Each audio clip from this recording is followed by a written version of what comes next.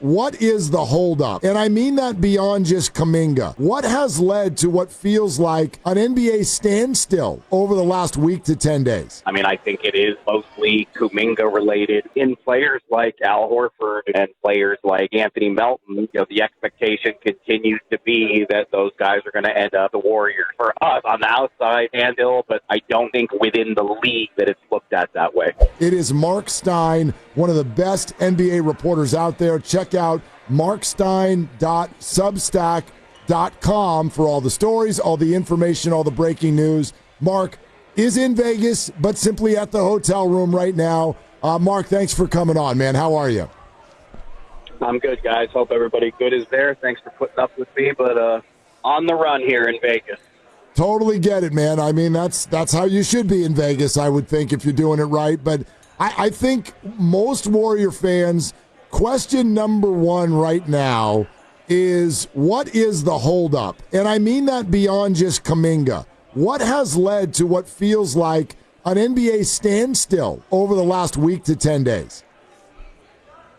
I know it probably feels like a standstill for us on the outside, but I really think you actually cited the answer. I mean, I think it is mostly Kuminga related. When you talk to other teams, and there would naturally be other teams interested in players like Al Horford and players like Anthony Melton, from the other team's perspective, the expectation continues to be that those guys are going to end up with the Warriors. So for us on the outside, and still, but I don't think within the league that it's looked at that way.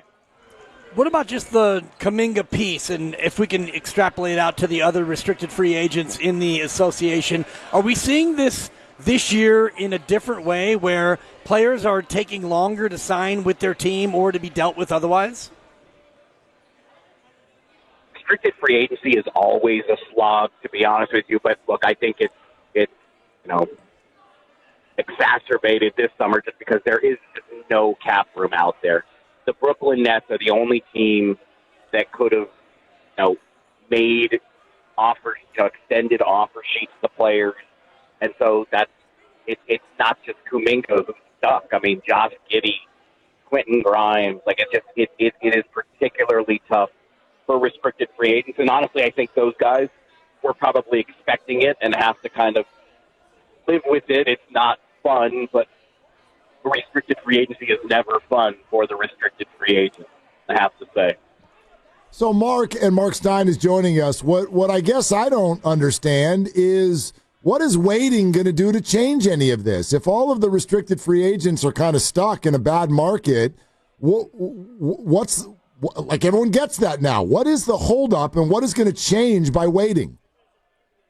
Well, I don't think it's going to be forever. I mean, there will obviously come a point where, we're going to see these guys signing, but obviously I think there is one of the clues there that, as frustrating as it can be to wait when, this is your favorite team and you want action, would those free agents let all the money go elsewhere and all the opportunities close off to them if they didn't have something locked up? I mean, I think that's another clue for you. So it's just, everything in the NBA at this time of year, you do see that there's a sequencing required. Like you've seen Memphis for the last 2 days, how they're making one at a time. They're finally completing these moves that have all been written about and talked about, but they have to be done in steps for salary cap reasons that are, way over the head of,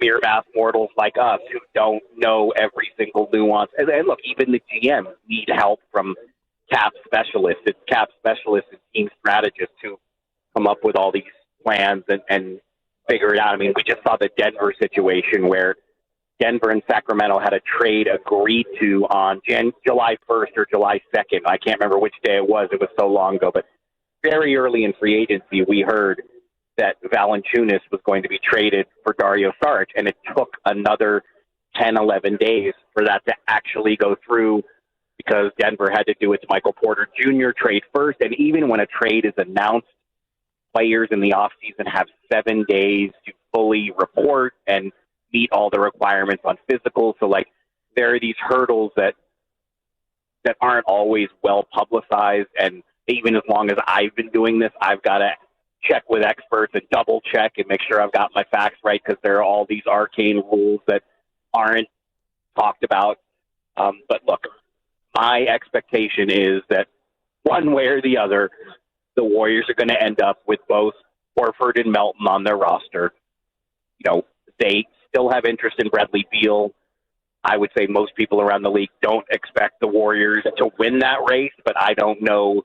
I wouldn't say that they're all the way out of it. I mean, we don't know exactly yet what Bradley Beal's choice will be, but you know, that's another one where, you know, Jake Fisher and I reported over the weekend on my Substack. You know, Bradley Beal had an advance payment in his contract that was due today, and that has slowed down the Beal situation. We've been anticipating a buyout of Bradley Beal's contract in Phoenix for days. We finally got to July 15th, so hopefully that thing is going to resolve itself. There have been a lot of situations this summer that have tried all of our patience, I think it's safe to say. So if you're sort of leading Warrior fans down the road of this will probably land with Horford and Melton, then the question becomes, what else? And obviously the three outcomes for Kuminga: a sign and trade, a sign and stay, or just play on that qualifying offer. Which is the most likely? How does this end? It's a great question. I don't want to act like I have every answer in the world. So my gut instinct that it would be one of those latter two, that it would either be a sign and stay on what is considered a fairly tradable contract. I mean, I would love to see more restricted free agents take the qualifying offer and kind of take control back. But that's also, it's hard. It's easy for us to say on the outside, and it's a lot harder for them to do in practice. Like in Chicago, you have to think like Josh Giddey is not getting the kind of offer he wants from the Bulls. So he just say, you know what, I'm going to take this qualifying offer, bet on myself, and next summer when there's a lot of cap space, now I'm free. But again, it's easy for us on the outside to kind of say, do it.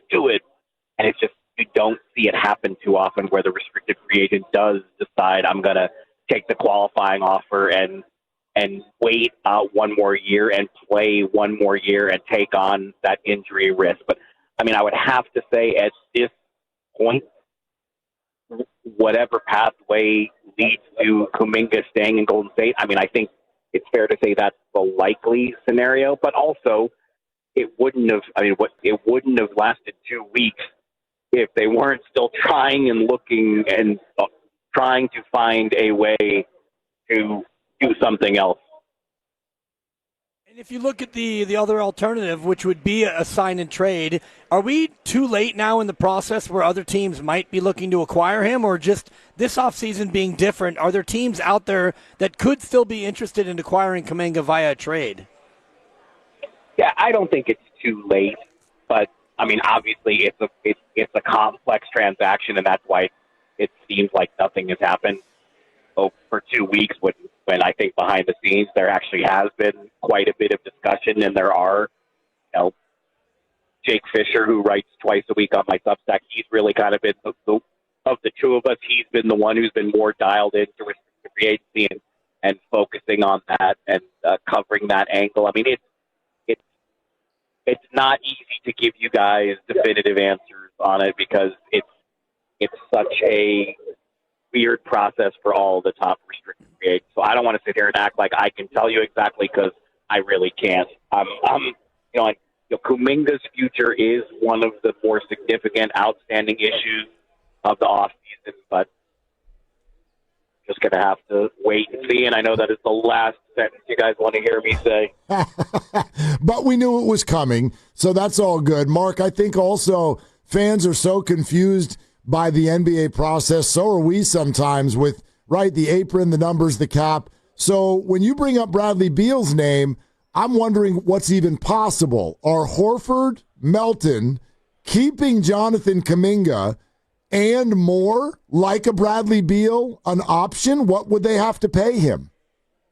Well, in the Bradley Beal case, there are a lot of teams hoping that they can just get him for the minimum. The Clippers are a little well-positioned, or the Clippers are in a little bit of a better place where they still have $5.3 million of their taxpayer mid-level, I believe. So the Clippers could pay in the $5 million range and then still have enough wiggle room to sign a minimum free agent, whereas, the Lakers, the Bucks, the Warriors, the Wolves, all of these teams have expressed interest in Bradley Beal along with the Clippers, and we're just going to have to see if the widely anticipated buyout comes to fruition, the buyout that everybody expects.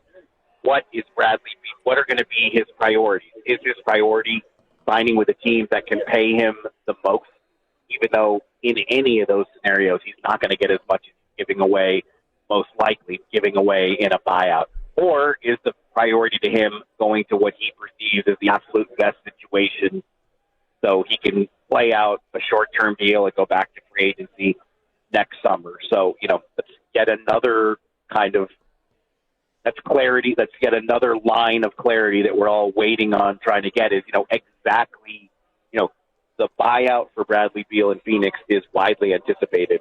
Exactly what he wants to do next, that's still kind of a variable that we don't really know.